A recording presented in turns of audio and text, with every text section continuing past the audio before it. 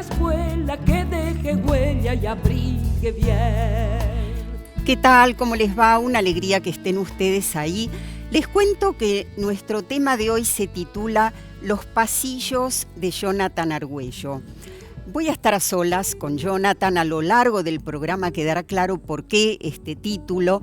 Y lo que vamos a tratar de hacer es comprender qué recorrido hizo Jonathan, cómo fue posible pasar del delito a un proyecto de vida, cuáles fueron los obstáculos, cuáles los logros y cómo fueron posibles esos logros, y también qué reflexiones hace Jonathan de los distintos momentos que le tocó atravesar. Con este tema de Andrés Calamaro, ahí van las primeras imágenes de Jonathan. Sé que me equivoco muchas veces y sé que a veces tengo razón y otras veces fui culpable de una gran equivocación. No sé si el destino sostiene el timón de mi vida, pero en dirección prohibida en el túnel del amor. No sé si prefiero días iguales o días distintos. Ya guardé el instinto asesino en un cajón. No voy a tomar la ruta de los sacrificios. Prefiero el vicio, la música y el amor. Los hombres no piensan solamente en dos cosas. Esos son los que tienen un solo corazón. Mira que las revoluciones de los corazones no perdonan, pero tampoco tienen perdón.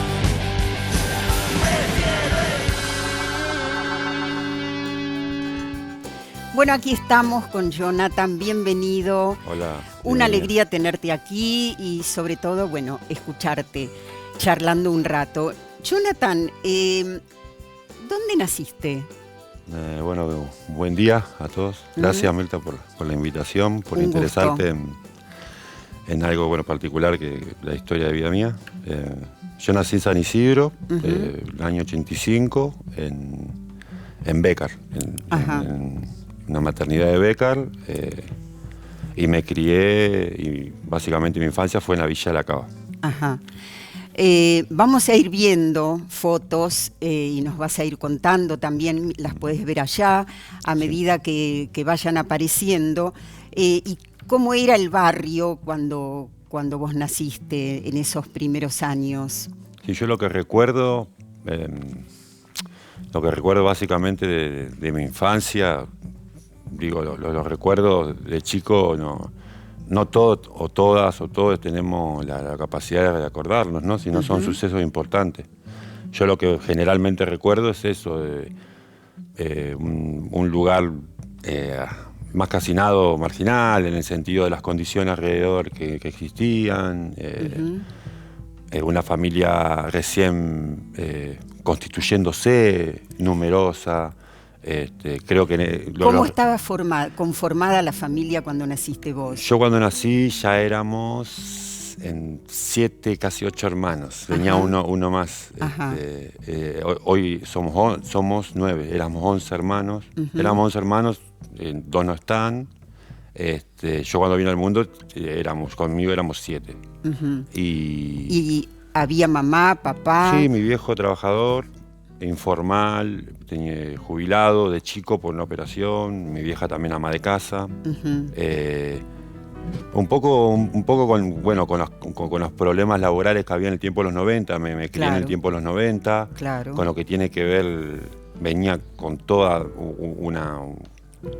una realidad de que tenía que ver con el 1 a 1 del dólar, tiene que ver un montón, toda esa cuestión, porque las familias en esos lugares era algo particular con esas condiciones, se criaban de un modo particular, pero sí era numerosa, lugar chico, y ver, digamos, lo más particular que yo hoy en día o actualmente creo que siempre lo llevo al tema, que no es lo mismo criarse en un pasillo que criarse en una vereda.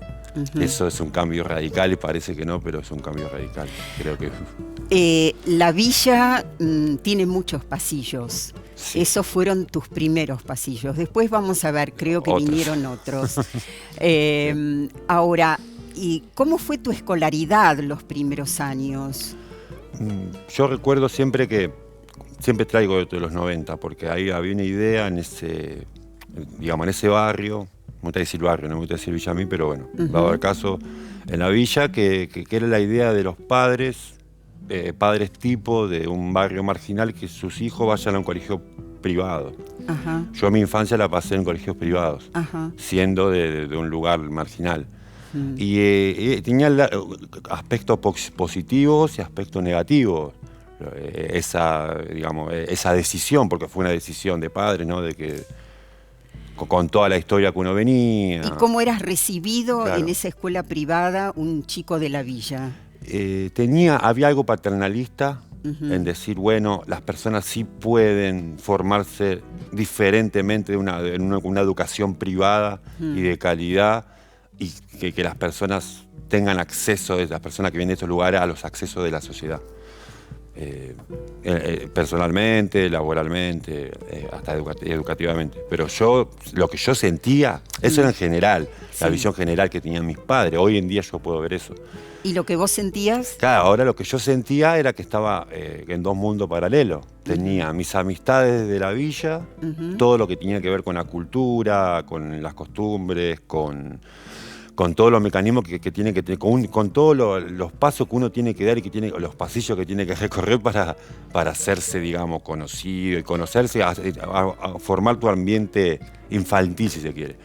Y en paralelo estaba la amistad del colegio privado, entonces como que veía ciertas como características, si se quiere, económicas, culturales, Claro, de formas diferencias. de contenido, digo, todos éramos iguales porque teníamos un uniforme. un uniforme, una corbata, ¿no? El suéter, pero por dentro y diariamente éramos diferentes.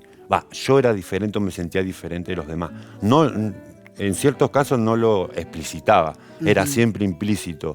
Esta cuestión, pero se generaba, existía y sentía eso, que vivía en dos mundos paralelos.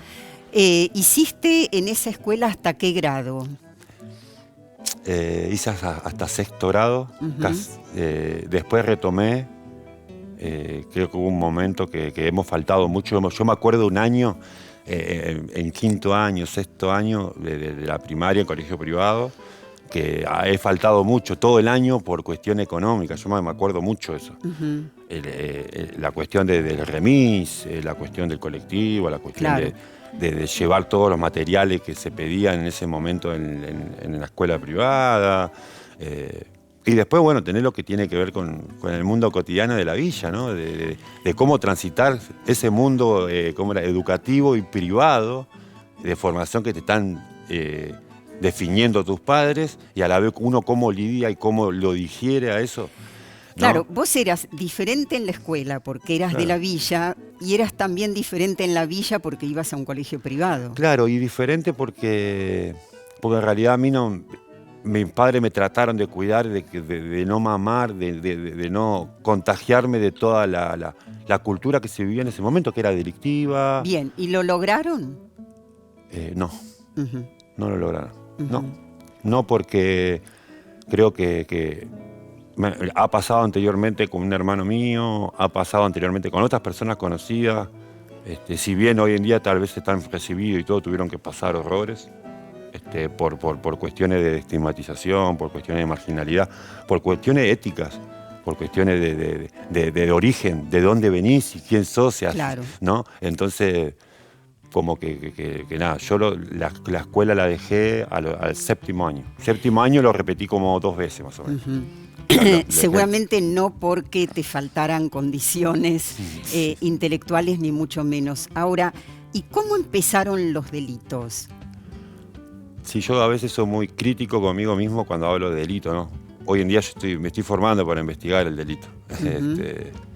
Pero el delito creo que vino como algo común, era como algo, digo, como más que la rebeldía, del ir a robar o mamarme en el mundo del delito para tener la comida, para que no me para la necesidad, yo en realidad no robé por necesidad o no me introduje en ese mundo del delito, sino porque me construí estructuralmente alrededor mío, estaban las condiciones para que una persona menor de 13, 14 años se genere una identidad delictiva. Estaban las condiciones porque había otros más grandes que Claro, instaban. Claro, cuando yo hablo de condiciones estructurales alrededor es esto. Es eso. Las personas, cómo conviven todo el día, esto que te decía al principio, Mirta, creerse en un pasillo.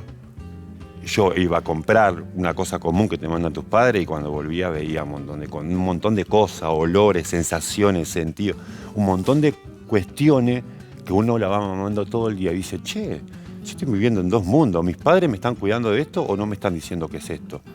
Digo, y yo lo elegí. Claro. Yo lo elegí, pero otros ¿Y no lo pueden decir lo elegiste mismo. durante cuántos años? Toda mi vida. Toda mi vida, porque desde los 14 que decidí, 14 años para adelante, que decidí ya me escapaba de la escuela, ya me había mandado algún que otro hecho. Yo no dije voy a robar por la droga, por la necesidad, fui a delinquir, si se quiere, contra la propiedad privada. Fue una cuestión cultural, una cuestión de ego, una cuestión de aventura también. Sí, de aventura, pero de constituirse con identidad, de Claro, ver qué de identidad. pertenecer también. Claro, de la pertenencia. Claro. ¿A quién pertenezco? ¿Quién soy? Y ahí yo dije, no, yo pertenezco porque en este mundo me puedo desenvolver mucho mejor que en el mundo hábil, legal y ¿cómo era? Y social, digamos. Yo adentro tenía, digamos, era como un pez en el agua, empecé a conocer bien esos mecanismos. Ahora, esto fue durante algunos años Sí. y el freno te lo puso La cárcel. La cárcel. ¿A qué edad? A los 18, casi 19. Ajá. 18 años para 19. 18 años para 19, ¿durante cuántos años? 14 años. ¿Siempre en el mismo lugar? No, conocí casi todas las cárceles. No sé si por fortuna o por destino, no sé, pero conocí casi todas las cárceles. Las últimas que se han construido no las conozco por obvias razones, pero sí, casi todas las cárceles las conozco. Esos fueron los segundos pasillos. Y esos fueron los pasillos más intensos, digo, los laberintos, le digo yo eso, más que pasillos. Claro. Laberintos, porque son laberintos también mentales.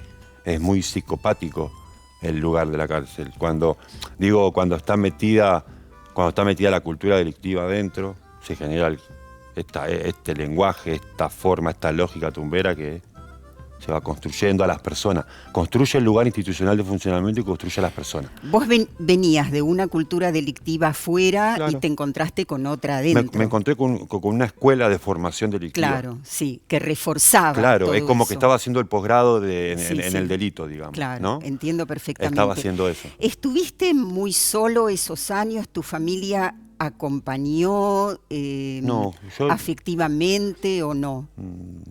Sí, pero no compartía lo que estaba haciendo, por obvias razones. Y lo acepto, y está muy bien porque es algo lógico y algo racional también de que no acepten. Claro. Porque ellos te dieron otra forma de vida, ellos te enseñaron. O sea, bueno, yo veía más o menos, me estaba descubriendo con la identidad, como te digo, quería pertenecer y creo que un poco... En esos años en la cárcel, ¿qué fue lo más difícil? Fue, la convivencia con los otros detenidos, el sistema carcelario, el tiempo que seguramente se hace eterno, la desesperanza, ¿qué?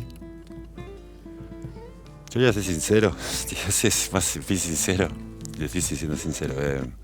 Yo, si seguía en el mundo del delito, tal vez me hubiera ido bien, muy bien. Y yo sé que a nadie le va bien, es una mentira. Digamos, Claro, ¿qué es ir bien? Claro, que digo, ahora, ¿qué es ir bien? ¿Cómo era? Que tener legitimidad en ese mundo, hacer y deshacer en ese mundo. Cuando uno hace y deshace en ese mundo, tiene legitimidad de sobrevivir en ese mundo. Y vive y hace lo que quiere.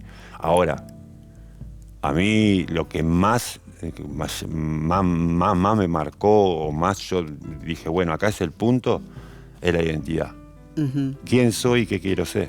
Digo, yo cuando me di cuenta que morían pibes al lado mío, que tenía como 3 caminos que no eran otro, eran 3 caminos nada más que tenía en el mundo delictivo, que era o que morir en la cárcel, o matar a alguien en la cárcel y no salir nunca más, salir afuera y seguir construyendo la misma mentira, ¿no? La misma mentira identitaria, porque es una identidad que es tan fuerte que te armás una persona dual. No sos el mismo en tu cama y no sos el mismo en la sociedad que conviví. Digo, se construye toda una cosa, pero eso para mí, las decisiones para mí, más que la cárcel, el sistema penal. Yo a los 14 años, yo cuando empecé a delinquir, desde los 14 a los 15, yo ya sabía que la cárcel iba a formar parte de mi vida. Que te estaba esperando. En algún momento, claro, implícitamente o explícitamente, era parte de mi vida. O bien, sea que, ahora, en esos 14 años pasaron muchas cosas en esa construcción de identidad tuya. Vos sabés que muchas personas detenidas por distintos factores, encuentran en la escritura una forma de expresarse. Vamos a escuchar fragmentos de poemas de Marco Sana, escritos en la cárcel. Marco Sana, poeta español. Los va a interpretar Luis Longhi, y vamos a escuchar de fondo la música, el tema Petit Musique, que es del propio Luis Longhi y también Federico Mizrahi. Quise llenar de estrellas el corazón del hombre. Por eso aquí, entre rejas, en 19 inviernos, perdí mis primaveras. La tierra no es redonda, es un patio cuadrado, donde los hombres giran bajo un cielo de estaño. Soñé que el mundo era un redondo espectáculo envuelto por el cielo, con ciudades y campos en paz, con trigo y besos, con ríos, montes y anchos mares, donde navegan corazones y barcos. Pero el mundo es un patio donde giran los hombres sin descanso. 7200 veces la luna cruzó mi cielo, y otras tantas la dorada libertad cruzó mi sueño. Marco Sana, poeta español, fragmentos de sus poemas. Bueno, Marco Sana vino a la Argentina, estuvo en el Luna Park. Fue maravilloso escuchar aquello de 7200 veces la luna cruzó mi cielo y otras tantas la dorada libertad cruzó mi sueño. ¿Veías pasar la luna? Veía pasar 2 lunas, 2 lunas. Una la imaginaria, la que estaba afuera, que no podía ver por el encierro, y la otra la real, la que veía atrás de la reja, pero que era la que nunca iba a llegar, digamos, la que nunca iba a alcanzar. Bueno, estaban permitidas esas cosas en el mundo del delito. No estaban permitidas en el mundo de la cárcel, más que en el delito. En el mundo de la cárcel, el mundo tumbero, no están permitidas esas cosas. Claro. Te debilitan identitariamente. Claro. Bueno, vos contabas que estuviste en distintas cárceles, pero ¿cuándo empezó? Vos tenías que completar la escuela secundaria. ¿Sí o no? En teoría. En teoría. ¿Y claro, era obligatorio o no? En realidad, obligatorio en los papeles, porque, a ver, la cárcel, todo sistema penal, hasta un loquero, el sistema de tratamiento para la sociedad, las instituciones que se armaron, todas tienen educación, salud, tratamiento psicológico, tratamiento penal y tratamiento familiar, ¿no? Y tratamiento laboral. Bueno, la cárcel es lo mismo. Todo el que te dice, o los que dicen, o las o les que dicen, la cárcel no hay trabajo, no hay educación, no hay tratamiento psicológico, no hay tratamiento, bueno, todo lo que tiene que ver con la cárcel, con el tratamiento de una persona en la pena, más en el tratamiento de la pena. Existe, lo que pasa es que no se dan medidas por esto de la cárcel, cómo está distribuida la cárcel, cómo están distribuidas los fines y medios que dicen vos tenés que estudiar o no. No sé, a mí me decían vos tenés que estudiar. Pero yo sabía que tenía que estudiar para que me den un beneficio. No porque yo sabía que la educación me iba a salvar la vida. ¿En qué le conviene a los presos estudiar? En mi perspectiva, de mi punto de vista, para darse cuenta quiénes son y qué no quieren ser. Es para eso. Ahora, vos entonces, ¿qué estudios completaste? Porque la escuela secundaria no la habías terminado. No la había terminado. ¿La hiciste en la cárcel o directamente abordaste la carrera de sociología? No, directamente abordé la carrera de sociología. Ajá, se podía. Se podía porque hay una ley de educación nacional, no me acuerdo exactamente el número del artículo, que permite que una persona mayor de más de 18 años que tenga secundaria incompleta puede cursar un curso. Y con ese curso es como el CBC, digamos. Claro. Que completás ese curso y podés ingresar a la carrera universitaria y obvio terminando el paralelo la secundaria. Y ahí había una oferta educativa de la Universidad Nacional de San Martín. Exacto. Era solo la carrera de sociología. En ese tiempo sí, la carrera de sociología, igualmente a mí eso fue el potencial, porque para mi caso particular, a mí la escritura yo la tomé por la música. Te he enviado algunas cuestiones de música y yo aprendí por la música en realidad. Aprendiste el bajo. Claro, aprendí el bajo, pero primero aprendí a hablar, antes de todo eso, la batería, el bajo y eso, aprendí a escribir, cómo hacer para escribir un tema de música. Ajá. Y ahí eso me requirió empezar a leer. Y cuando empecé a leer, empecé a despertar todas las otras cuestiones que a uno le gustaba que estaban dormidas o anuladas por la misma identidad. Lo que empezabas a leer, ¿quién te lo ofrecía? ¿Eran libros, eran apuntes? Sí, lo primero, como te digo, yo leía las revistas o lo que escribía, lo leía mucho, pero concretamente en un taller en el espacio que tenía la Universidad de San Martín, en la Unidad 48, en San Martín, de paso mando saludos, ahí como que que había un espacio de biblioteca, ya venían los chicos, algunos chicos ya como con un funcionamiento académico, ya venían como con una instancia de educación, tenían ya todo algo armadito, pero que reciente estaba empezando. Yo caí de rebote, digo la verdad, caí por esas casualidades que me dijeron de tantos penales que pasé, paré al último, digo por eso. Bueno, después nos vas a contar en el próximo bloque, porque la Universidad Nacional de San Martín estaba ahí con esa oferta, que seguramente no la tomaron todos. No.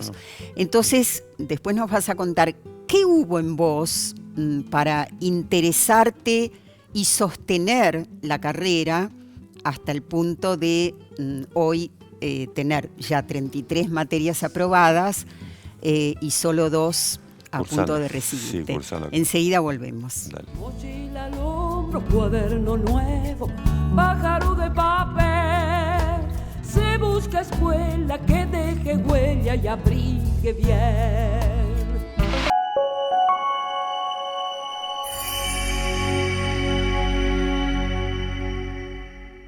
Mochila al hombro, cuaderno nuevo, pájaro de papel. Se busca escuela que deje huella y abrigue. Seguimos entonces con Jonathan Argüello y nos estabas por contar por qué vos sí sentiste la necesidad, el deseo de abordar una carrera, un emprendimiento como es una carrera. Primero por estas cuestiones, estos 3 términos que te habían contado en el bloque anterior, que eran estos 3 caminos, o terminaba muerto en la cárcel, o me mataban, o mataba, o terminaba muerto afuera, en la vía pública. Sabiendo eso, y con las condiciones de la cárcel adentro, y dije, no, tiene que haber otro camino. Por eso digo que llegué de rebote, llegué a esa cárcel y me dijeron, hay una carrera universitaria. ¿Cómo? ¿Qué es la universidad? Acá yo pregunté, ¿qué es la universidad? Digo, ¿qué es? Digo, ¿qué es el secundario? No, la universidad, ¿qué es eso? Claro, ahí me dije, hay otro mundo, dije. Puede ser posible que con todo lo que uno viene construyendo en este mundo tan agitado, se haga una brecha y diga, vamos a probar a ver qué qué. Y bueno, eso creo que para mí fueron eso, las condiciones, cómo uno iba construyendo todas esas condiciones tan tensión y no tan tensionada dentro de la cárcel que nada, que me hizo ver otra cosa, buscar otro camino. Pero cuando a vos te dicen hay una universidad, te están diciendo hay un Estado. Porque bueno, sí. Había desde el Ministerio de Educación de la Nación había un programa de educación en contextos de encierro. Quiero decir, no hubiera, me imagino, no hubiera alcanzado la voluntad ni el deseo si no hubiera habido un Estado. Yo digo lo mismo, por eso digo en el principio, y siempre que me preguntan esto, me lo han preguntado varias veces, a mí me salvó la vida la educación, la educación pública, más que nada. Porque eso permitió cierta flexibilidad, cierta tolerancia a personas que venían cerradas mentalmente.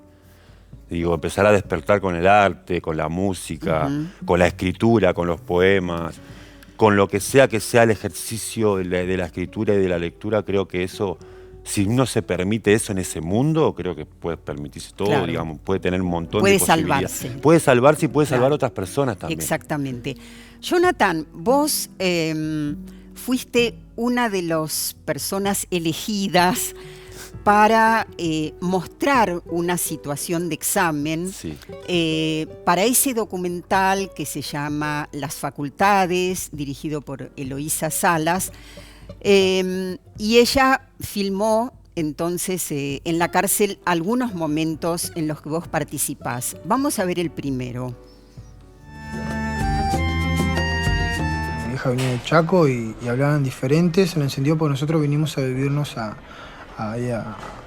lo que es laburo, ¿entendés? Claro. Y el lenguaje, yo veía que ellos a mí como que me rechazaban, como que no me aceptaban en el grupo porque no tenía un lenguaje acorde a lo que es, por ejemplo, la parte de allá del noroeste, ¿viste? Y yo lo veía eso y bueno, por eso lo que vos decís es muy cierto, porque bueno, después de eso, ahora también es muy simbólico en el espacio nuestro, porque hoy nosotros hablamos otro lenguaje. Pasa lo mismo, ¿no? Pasa lo mismo, ¿no? Sí. Acá adentro en medio hay un lenguaje violento, pero lo utilizan porque no hay otro recurso. Y en el barrio también es así. Y si ya no se habla, te dicen. Y vos que me venía a hablar que de la universidad, si ya no se habla. Yo lo veo cuando hablo con mis viejos y lo vi también cuando estaba un poco indagando en el tema mío de tesis, cuando veía que la familia escuchaba cuando uno empezaba a modificar su habla, pero uno no se da cuenta cuando modifica el habla.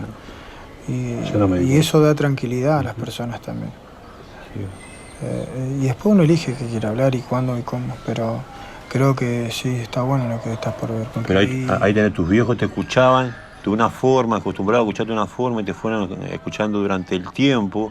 Cómo tu habla fue cambiando, fue adquiriendo un nuevo lenguaje, ¿viste? Porque el lenguaje es re importante. Y también el otro cómo lo acepta, porque no es todo que te aceptan tu lenguaje. No, yo veo que por más que hable bonito... Es chocante, digo. Que hable bonito y que tenga este color de piel, el otro duda cuando me escucha. Olvidate. Está bueno. Viste que Bastín toma ese lenguaje interno. Está bueno el tema, boludo. Sí, el lenguaje interno y el lenguaje externo, digamos. El lenguaje interno es lo que vos producís dentro con las sensaciones, con la idea, con lo que te motiva desde que nacés hasta que te relacionás en la vida, y ese lenguaje externo que vos apropiás, digamos.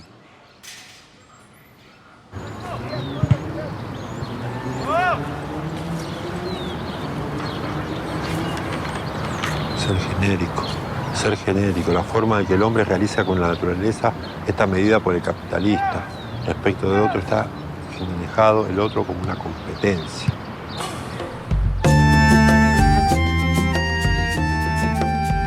Bueno, da para hablar un montón, vamos a hacerlo breve. Estabas ahí al final estudiando. Nos vas a contar ahora muy brevemente también en qué condiciones se estudiaba en la cárcel y qué situaciones creaba esto con los otros detenidos que no estudiaban. Claro, la reacción. Sí, no, primero, yo particularmente... Yo siempre digo, las condiciones que tenía eran las condiciones que uno había creado con la cultura de la cárcel, la cultura tumbera, la cultura del delito, ahí adentro para sobrevivir y para vivir. Digo, para decidir. Yo, con estas condiciones vivía. Otras personas te van a decir otras cosas totalmente diferentes. Le va a decir que estaban hacinados, que les faltaba todo, que no sé, te van a decir un montón de condiciones. Yo, de lo que te puedo decir es eso. Yo tenía todas las condiciones para no hacerlo, para no ni elegirlo. Porque podía decidir qué hacer y qué hacer, y quién se quedaba y quién no. ¿Podías decidir? Porque tenía poder en la cárcel. ¿Y qué es lo que da poder en la cárcel? La legitimidad, tener las condiciones, todas las condiciones necesarias, requeridas para que a vos te respeten ahí adentro. Condiciones... No voy a contar las condiciones. Porque no hablamos de las condiciones. Pero digo, Bien. son condiciones que uno tiene que tener en ese mundo, que son reglas, son normas.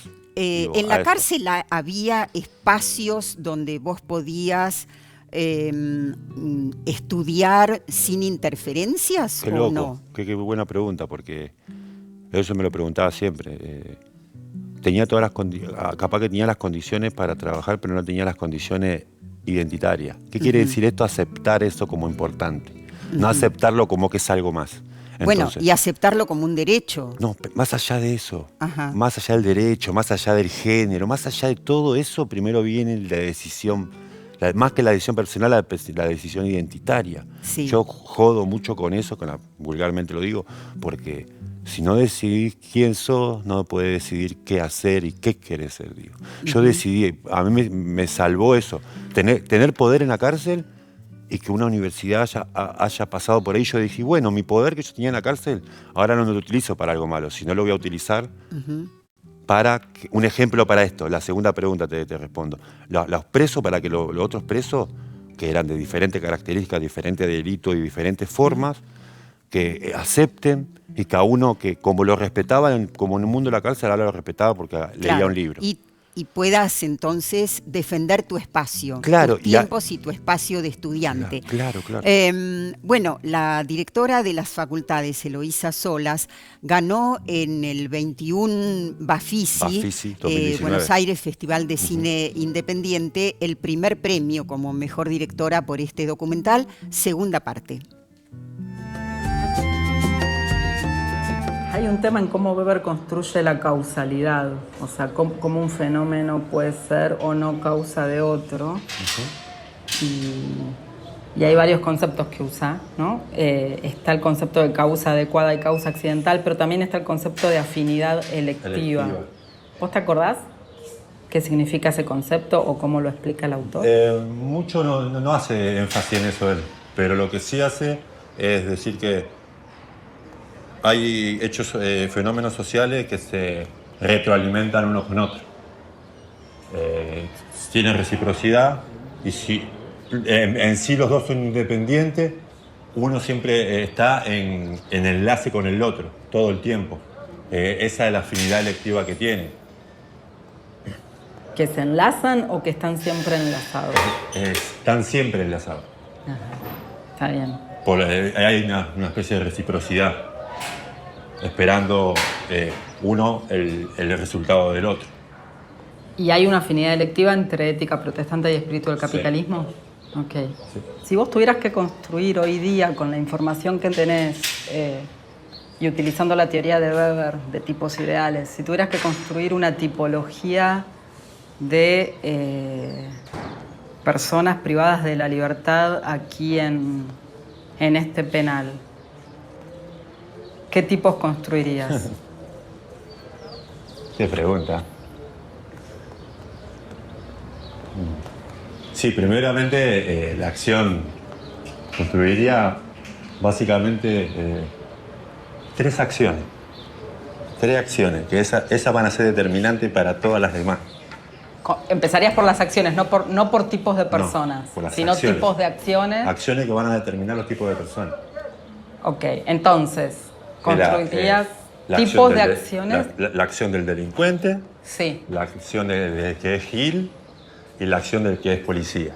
El Gil es una acción afectiva, es tan emotivo que la cárcel lo carcome, está en la cárcel, lo carcome y no lo deja vivir. Una cosa es vivir, otra cosa es que esté. El delincuente vive en la cárcel. Y el Gil no vive, está como una maceta, digamos, que la riegan y vive. A ver, para entonces... le gustó eso, ¿no? Vos estás tipologizando no personas, sino acciones de Acciones personas. que determinan a la persona. Repetime la del delincuente. Prevalece. ¿Ese es el objetivo de su acción? Prevalecer, sí, mantenerse en el tiempo. Aunque eso muta. ¿Cómo es la jerarquía de prevalencia? Contando... No hay mucho, pero lo que sí, que hay de diferente menor rango, que roban, pero un ejemplo tienen la bastante valor o el bastante coraje como para matar o para enfrentarse con la policía. También hay delincuentes que son muy delincuentes, pero no prevalecen en la cárcel porque no saben utilizar un cuchillo. Hay giles que saben utilizar cuchillo, que no son delincuentes y tienen un rango un poco mayor porque el delincuente los toma como soldados. Entonces, es un mundo un entramado de acciones, digamos.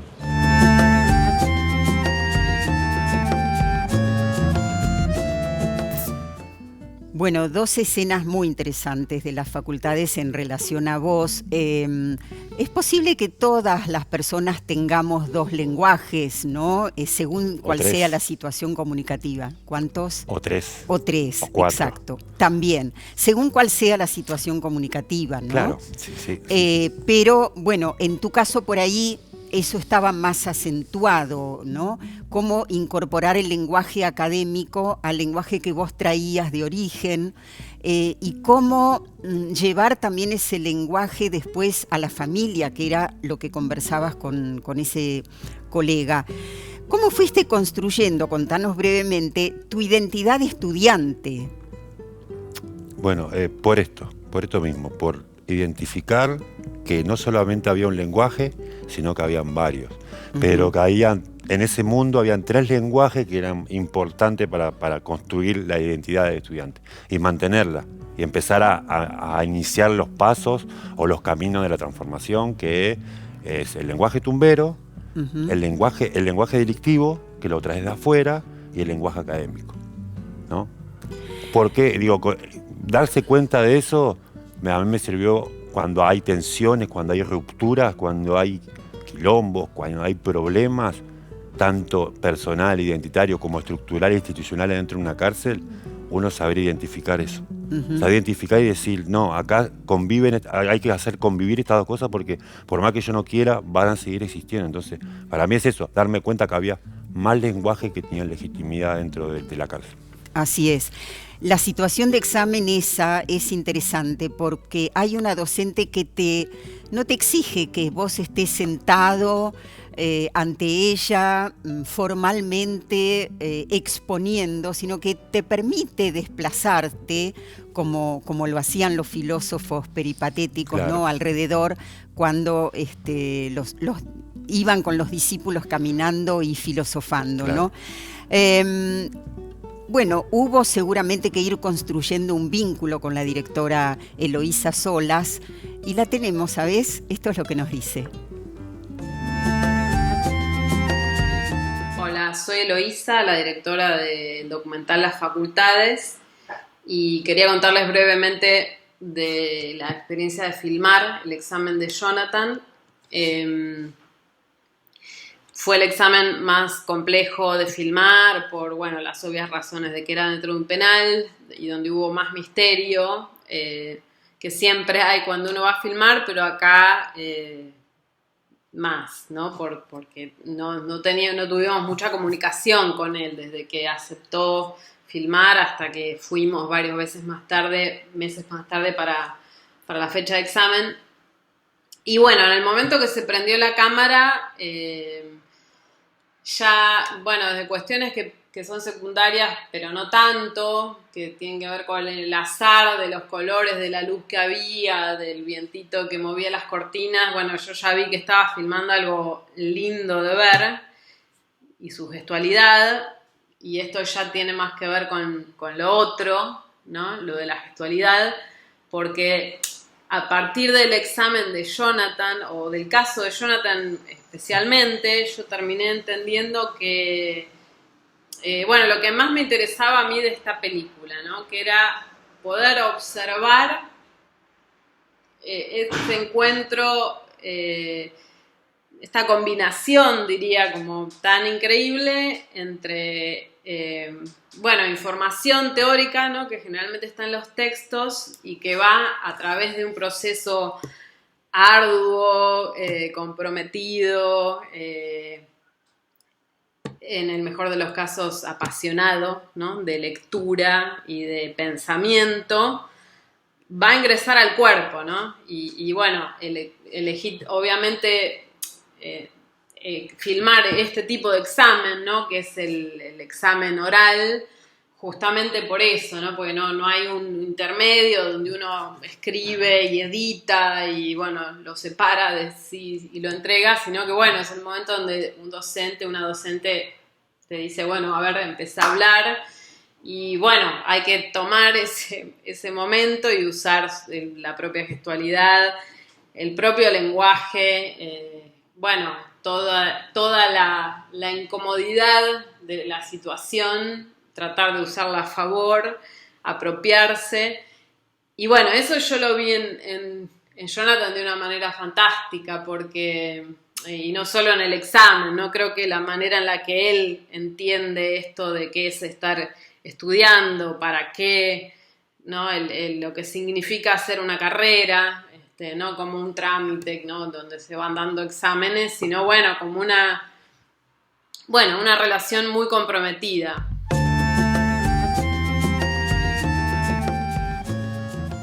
Bueno, así fue. Me imagino. Saludo a la Dire. Saludando a la Dire. Se copó con el video. Claro, que para vos fue un momento interesante esto de filmar. Uh-huh. Vamos a tener que ir avanzando. Lo que te pregunto ahora es, a ver, un buen día saliste de la cárcel después de 14 años, ¿no?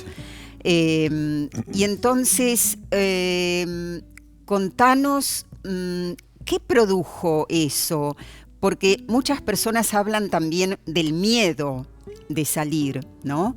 ¿Te pasó o las más de 20 materias que vos ya tenías dadas de sociología eran tu fortaleza? Sí, en un sentido era que algo que uno tenía, un capital que uno tenía que no era común, porque todas las personas que yo conocía no tenían 20 materias de sociología. Eso sí, por un lado.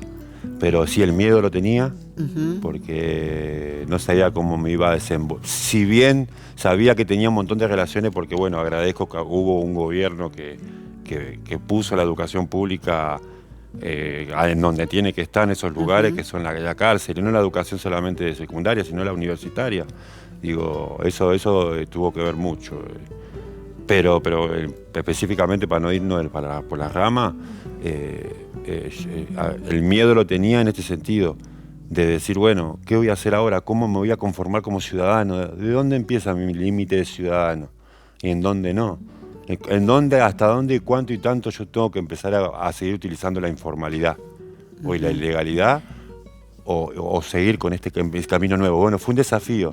¿Y cómo voy a ser mirado por los otros? Eso fue decidido antes. Yo siempre me preguntan de la cárcel, afuera no, se tiene que transformar. No, para mí, para mi experiencia, vos tenés que decidirlo antes.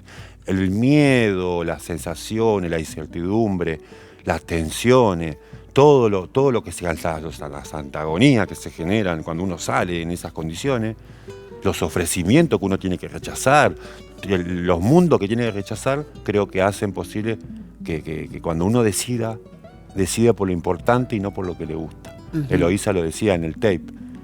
Yo me intereso en ese mundo de la cárcel no porque es espectacular, sino porque hay un problema. Uh-huh. Digo, y llevarlo hay un conflicto. Hay un conflicto, hay un problema y una tensión que es histórica. Entonces, llevarlo al nivel académico, de construcción de concepto y de contenido académico, con la realidad concreta, creo que eso es lo más rico. Yo decidí en ese momento yo decidí, salir y reinventarme como nuevamente. En el próximo bloque entonces nos vas a contar, tomando esto último que decís, cuál es el tema de tu tesis, ¿sí? Enseguida volvemos. Dale. Mochila al hombro, cuaderno nuevo, pájaro de papel. Se busca escuela que deje huella y abrigue bien, abrigue bien. Bueno, seguimos en este recorrido con Jonathan Argüello en los pasillos después de la facultad, por supuesto. Vos ahora sos docente en la escuela secundaria de la cárcel, ¿sí? ¿Cómo sos como profesor? ¿Sos exigente? ¿Preparás tus clases? Sí, no, preparo mis clases. Bueno, con esto de la pandemia se había parado todo, pero sí, soy exigente en el sentido de que no hago diferencias por más que sean...